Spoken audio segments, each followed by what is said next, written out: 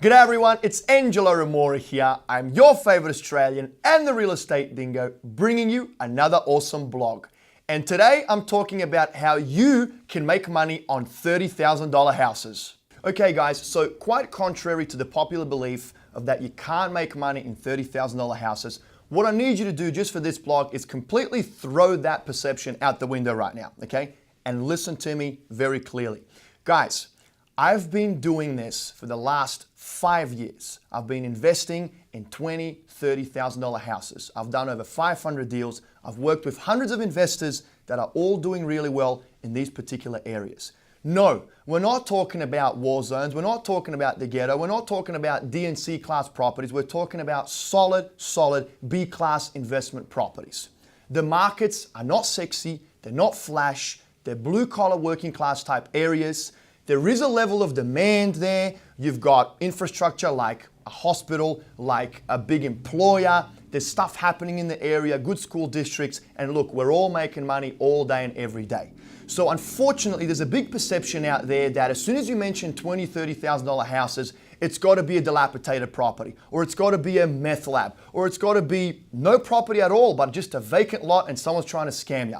Look, yes, 99% of the time that is the truth. But in other instances, guys, like in my instance, for example, and where I'm investing, it is not correct.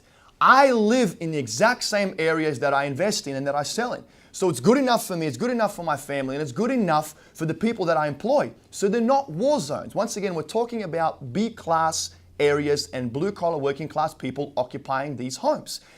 Look, a few key pockets that you can research would be Ohio is one. I'm a little bit biased because I'm based here. Number 2 is Indiana. Number 3 is Michigan. Number 4 is Missouri. And number 5 is Kansas.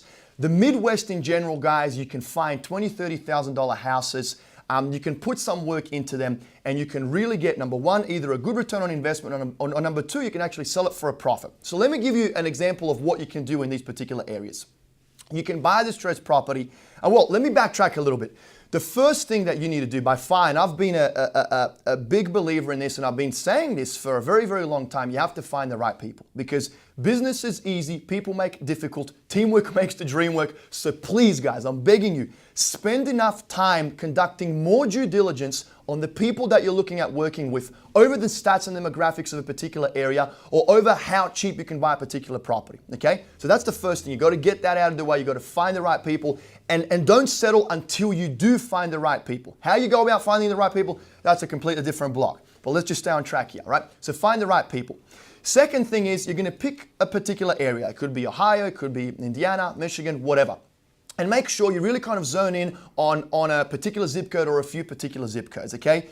Get yourself educated on the numbers in that particular area, what distressed properties are selling for, what renovated comps are selling for, you know, who's who in that particular pocket, the top real estate agents, the top rehabbers, the top wholesalers. I mean, you really have to master this particular area. You need to, know the ins and outs of what's going on, who's buying what and who's doing what, right?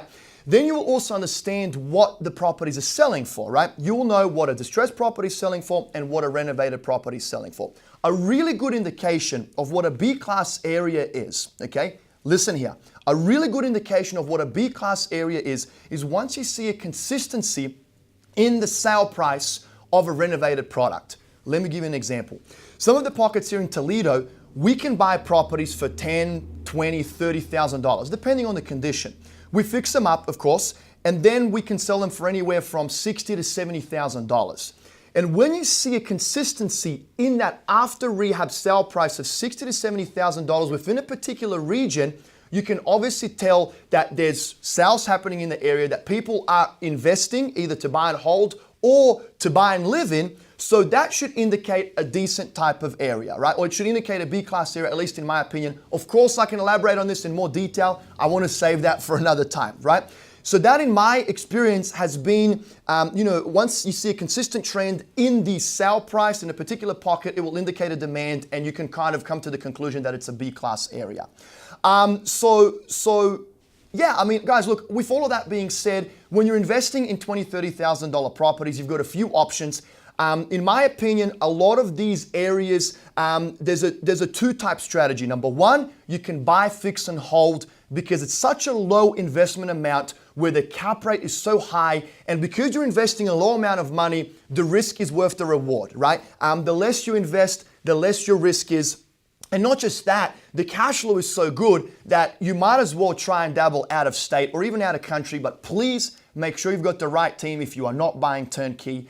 So guys, you can buy distressed, you can fix because you've got the right team, you've got the good property manager on board, and you can hold for a high cash flow, okay? Option number one. Option number two is buy, fix, and sell. Why you can sell to and by the way, you've got two options when you're selling. You can sell it to an investor, right? Because the numbers make sense for an investor to want to buy and hold, just like in this instance where you might want to buy, fix, and hold, right? Or number two, guys, you can sell to an owner-occupier. Yes, there are owner-occupiers living in $20,000, $30,000 houses. Now, of course, you're buying it for $20,000, $30,000. You're selling it for a little bit more than that, but still, guys, the message behind this blog is, can you make money in $20,000, $30,000 houses? Yes, you can. There is no doubt about it. I've done it every single day for the last 5 years. I'm doing it to this day. And I'm sure there's going to be a lot of you folks watching. You're going to comment below and you're going to say, you're absolutely nuts, Angelo, because of the CAPEX, because of this, because of that, blah, blah, blah, blah, blah, whatever. And then there's going to be a lot of folks in the Midwest that are doing it successfully, just like I am. So look, let's get a little bit of a discussion started in the comments below. All of you guys on the East Coast and the West Coast, please expand your horizon. Open up your mind. Look into the Midwest. There's a lot of great opportunity here. People still live here, right? I mean, I live here. We all live here. There's stuff going on here. And there are a lot of $20,000, $30,000 houses you can negotiate well. You buy, fix, and flip. You buy, fix, and hold. Investors are happy to own in these areas because of the cash flow. Homeowners live in these areas because of the infrastructure that supports the demand. People want to live there. And look, that's it. You can make money in $20,000, $30,000 houses. I'm done, okay? That's it. So stop talking about it because it's possible. Guys, thank you so much for watching. Hey, I'd love to hear from you. Any questions? I'm always happy to help. Comment below. And until the next vlog, I'm Angelo Ramora. I'm your favorite Australian. You guys have a great day.